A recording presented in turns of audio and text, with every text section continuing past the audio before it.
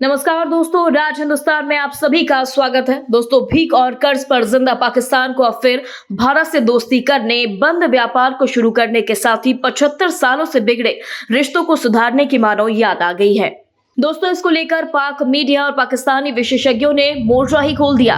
जी हां दोस्तों, भारत पाकिस्तान के बिगड़ते रिश्तों को सुधारने और दोस्ती की पहल के लिए पाक ने नया हथकंडा अपनाया है। पाक के ज्ञानधारी इसके लिए ईरान और सऊदी अरब के बीच हुए परमाणु समझौते का उदाहरण देकर कह रहे हैं कि ईरान सऊदी जब एक हो सकते हैं तो भारत पाकिस्तान एक क्यों नहीं हो सकता। दोस्तों, यही नहीं, पाक मीडिया पाकिस्तानी विशेषज्ञों का कहना है कि ईरान सऊदी कट्टर दुश्मन होकर भी तरक्की के लिए अगर ईरान और सऊदी अरब एक होकर काम कर सकते हैं तो भारत और पाकिस्तान क्यों नहीं। दोस्तों, आपको बता दें, राज हिंदुस्तान से जुड़े सूत्रों के हवाले से खबर आई है कि पाक मीडिया में इन दिनों ईरान सऊदी अरब परमाणु सहयोग की खूब चर्चाएं हो रही हैं। पाक की ओर से द एक्सप्रेस ट्रिब्यून ने तो ईरान सऊदी परमाणु सहयोग को भारत पाकिस्तान से ही जोड़ दिया।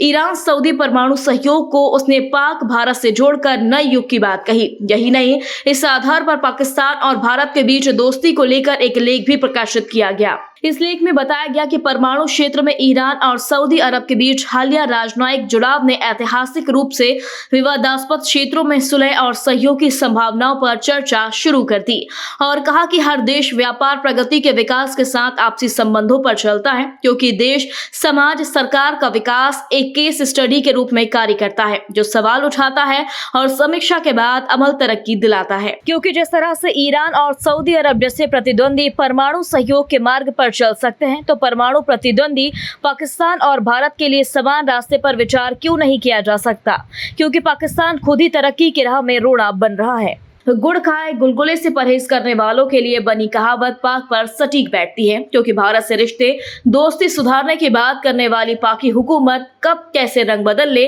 कब भारत के खिलाफ जहरीला बयान दे दे, यह पता नहीं, पर फिर भी दिल है कि मानता नहीं। जी हाँ दोस्तों, ईरान और सऊदी अरब के बीच उभरती दोस्ती को दोनों देशों के बीच सहयोग करने और खुला दिमाग रखने का प्रतीक माना जा रहा है, क्योंकि ईरान सऊदी ने पहली बार दोनों देशों के दृष्टिकोण में एक मौलिक बदलाव को रेखांकित किया और हर दुश्मन देश को सोचने पर मजबूर किया कि दशकों की दुश्मनी के बावजूद दोनों देश विशेष रूप से परमाणु प्रौद्योगिकी के क्षेत्र में वैज्ञानिक सहयोग की रणनीति, अनिवार्यताओं और पारस्परिक लाभों को पहचान रहे हैं, जिसको लेकर कई संभावनाएं भी तलाशी जा रही हैं। ऐसे में लेख में बताया गया कि लंबे वक्त से परमाणु शत्रु रहे पाकिस्तान और भारत के लिए ईरान सऊदी सहयोग एक उदाहरण हो सकता है। बस इस तरह के सहयोग के लिए दिल और दिमाग खोलकर राष्ट्रहित में पड़ोसी देश से संबंध मधुर बनाने की लालसा हो। लाभ राष्ट्रीय सीमाओं से कहीं आगे तक फैले हुए हैं और क्षेत्रीय स्थिरता, वैज्ञानिक उन्नति और ऊर्जा सुरक्षा पर सकारात्मक प्रभाव डाल सकते हो। दोस्तों, लेख के अनुसार इस चर्चा के मूल में संवाद और विश्वास निर्माण उपायों की अनिवार्यता निहित है। जिस तरह से ईरान और सऊदी अरब सहयोग के रास्ते तलाशने के लिए रचनात्मक बातचीत में लगे हुए हैं, उसी तरह पाकिस्तान और भारत परमाणु मामलों पर सार्थक बातचीत शुरू कर सकते हैं। इसमें परमाणु सुरक्षा प्रोटोकॉल, संयुक्त अनुसंधान पहल और परमाणु ऊर्जा के शांतिपूर्ण सहयोग जैसे क्षेत्र शामिल हो सकते हैं। ऊर्जा सुरक्षा परमाणु सहयोग के लिए एक महत्वपूर्ण चालक के रूप में काम कर सकती है। दोस्तों, बताया गया कि पाकिस्तान और भारत दोनों यदि दुश्मनी भुलाकर एक हो तो दोनों ही महाशक्ति बन सकते हैं, क्योंकि बढ़ती ऊर्जा मांगों का सामना कर रहे और परमाणु ऊर्जा एक व्यवहार्य और टिकाऊ समाधान प्रस्तुत करती है। अपने संसाधनों और विशेषज्ञता को एकत्रित करके ये देश अपने परमाणु कार्यक्रमों में तेजी ला सकते हैं, जीवाश्म ईंधन पर निर्भरता कम कर सकते हैं और पर्यावरणीय प्रभावों को कम कर सकते हैं। इसके बाद पाकिस्तान को भारत की याद सताने लगी, पर यह याद कब तक बनी रहेगी, पाकिस्तानी विशेषज्ञों के साथ भारत के लिए भी यह कहना बेहद मुश्किल है।